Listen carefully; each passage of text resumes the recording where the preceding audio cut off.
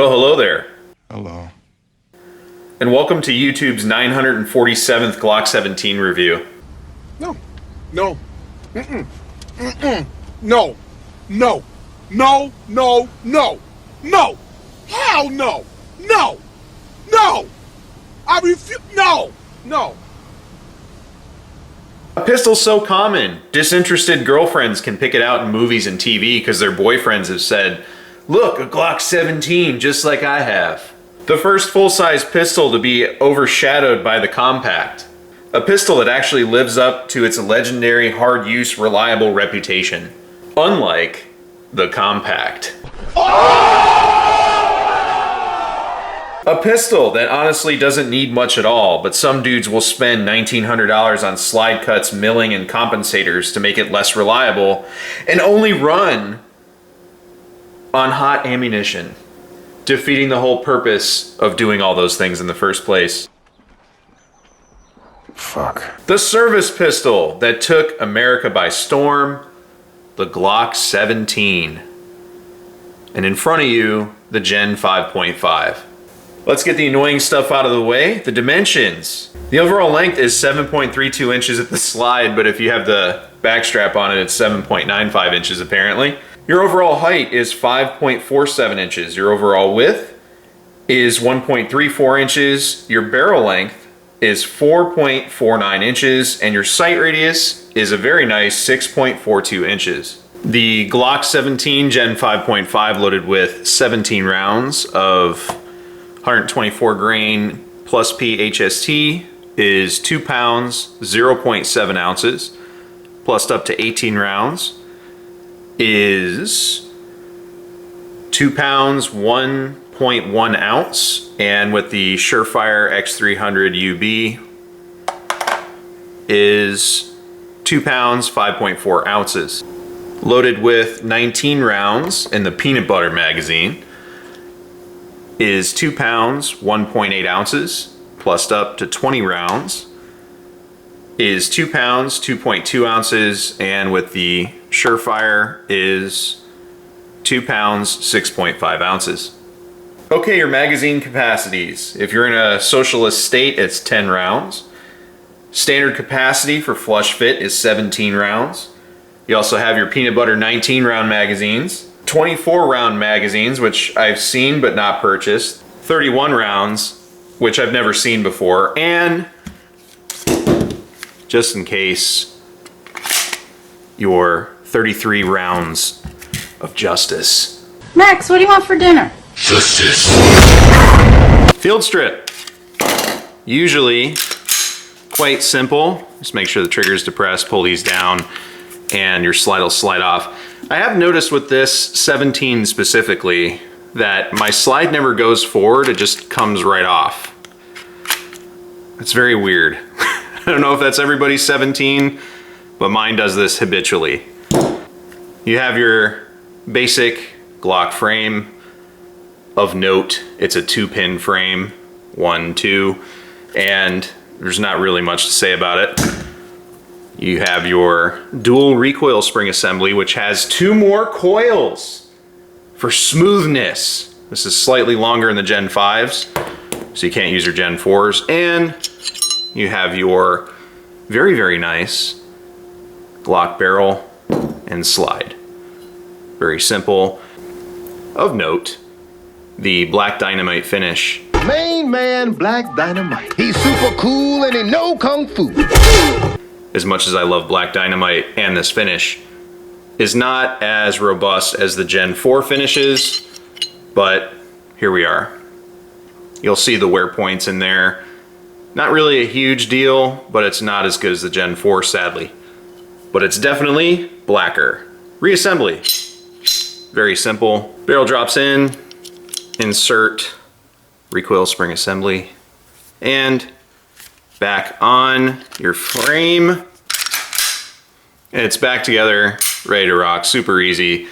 If you can't put a Glock back together, I don't know what to do for you. All right, on to ergonomics, features, trigger, and sights. Ergonomics, it's a Glock.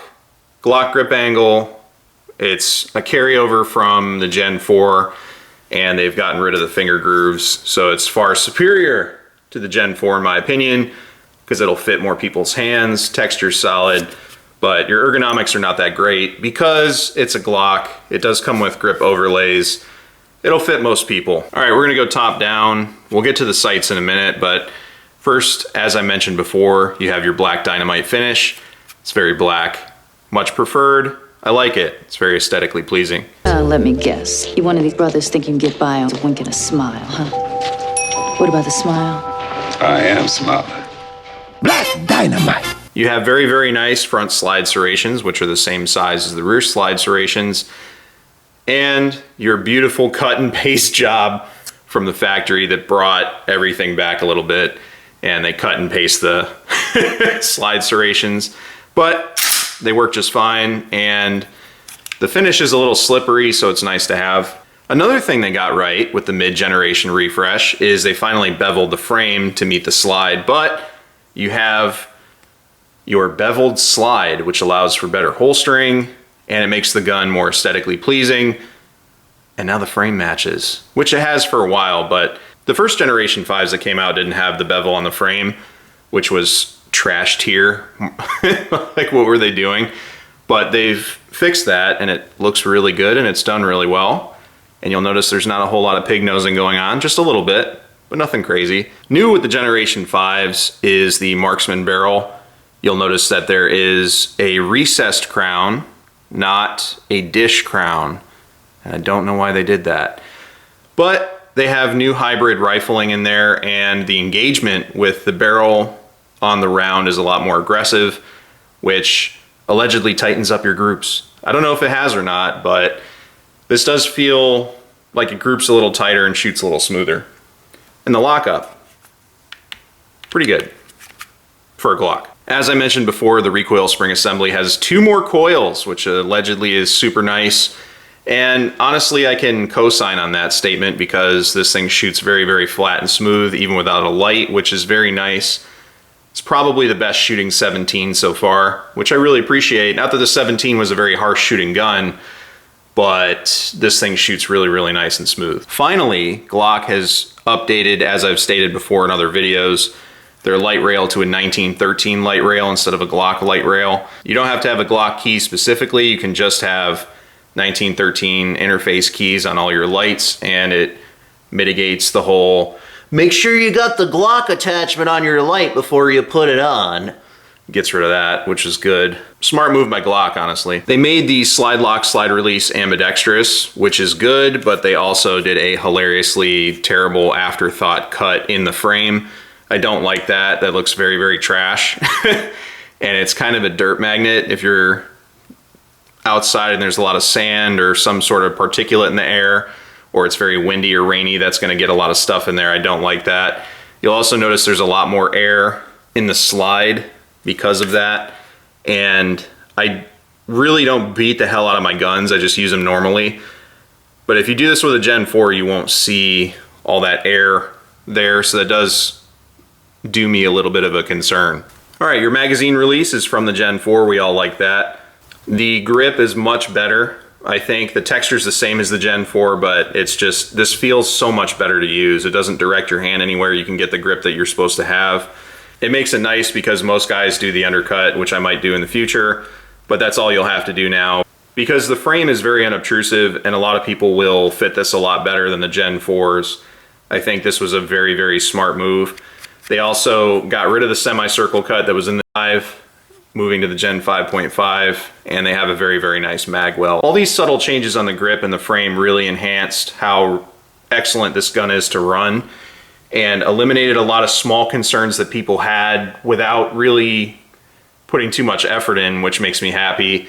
And it's a very simple design. So what's funny is this magazine well is better than some metal guns that added in, like the 226 and the 92 series, because they only have so much metal to work with, and with the polymer they can shape it how they need it. So this is actually a really, really effective magazine well in the gun. You don't have to add one aftermarket.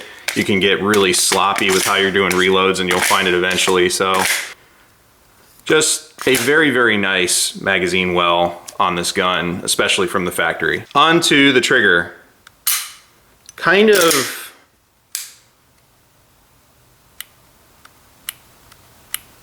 stagey as it broke in. It's funny because it never had this. But I run the trigger pretty quick, to be real with you, so there's seldom any time I'm pressing the trigger that slow. It's usually for a 100-yard shot or a 50-yard shot. It's not for, you know, self-defense distances. Ultimately, this trigger is much smoother and more consistent than any of the Gen 4s I've ever fired, and there are some variances in the triggers I've pressed on 17s. My buddy's 17, one of them, he has multiple 17s. One of them was kind of crackly and stagey. The other one was smooth. Then he had another one that had a false wall. So they're not crazy bad or terrible. They're not super good either. It's a standard Glock trigger. This one's probably breaking around 5.5 pounds as advertised, which is good. And it doesn't feel like my Gen 4 trigger did on a Gen 4 34 where it was breaking at 8 pounds. Absolutely ridiculous. And now finally the sights. The Ameriglow Trijicon HD knockoffs, which are pretty decent. They're good from the factory. I definitely prefer Trijicon HDs.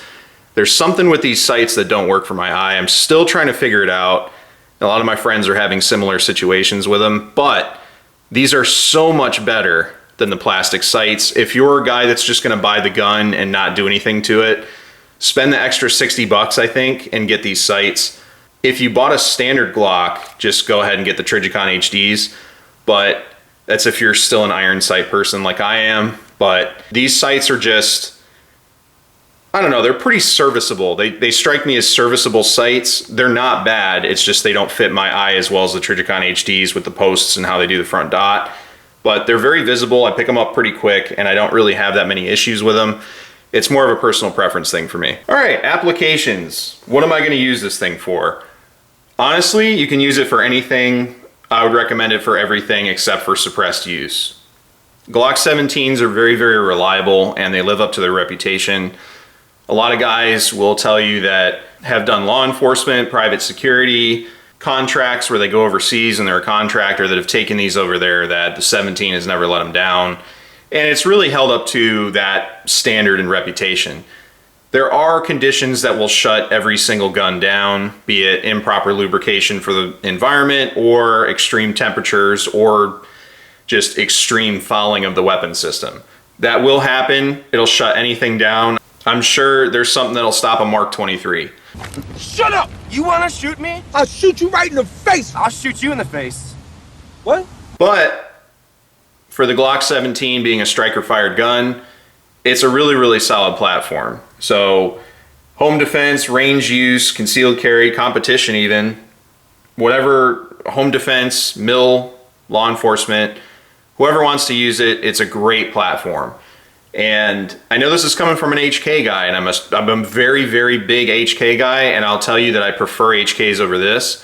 But from someone who's never really been comfortable on Glocks, the 17 and for me personally the 34 have really won me over, and this generation 5.5 is really where it's at as far as Glocks go. This one will get it done, and it'll get it done well.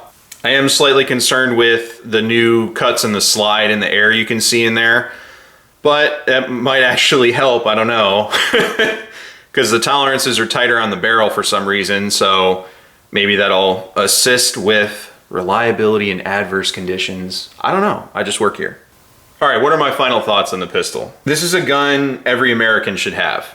Before I might have said a Beretta 92 series, like an M9 or something like that, but now the Glock 17 is definitely a runaway winner, and make sure you get this generation. The Gen 3 17s are really solid.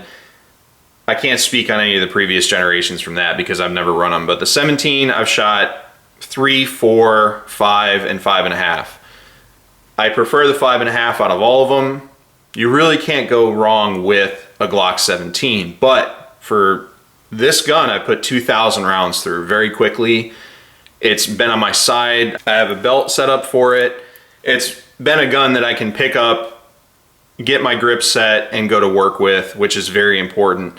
As a diehard HK guy who would most certainly prefer to have a USP9 or a P30 or P30L, I can't ignore the fact that all of my friends, my shooting buddies, or my ride or die crew all have some sort of G17 framed something. So a Glock 45, a 19X, a 17, or a 34. I honestly believe the Glock 17 is the perfect Glock.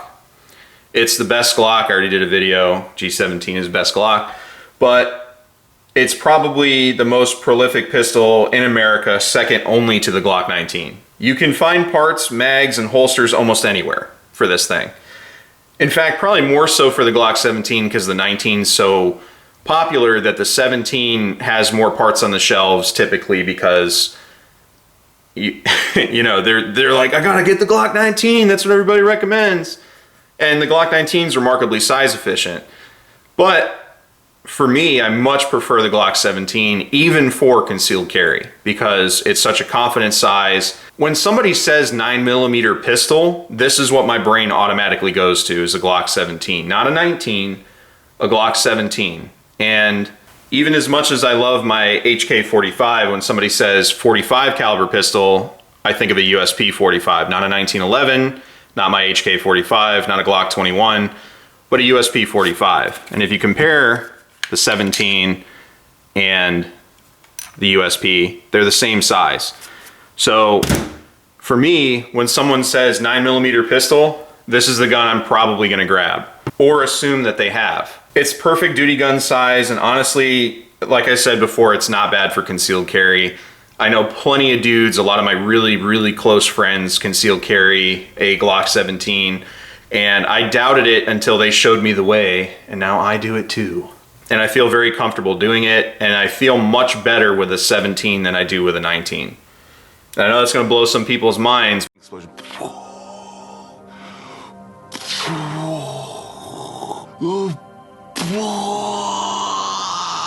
But it's the same thing with the P30 and the P30L. When I have my P30, I'm very confident I can engage targets cleanly, but I'd much rather have the P30L. That's how I feel about the 19 versus the 17. I can run a 19. I've even run a 19 with a dot on it. But when I have the 17, everything's okay.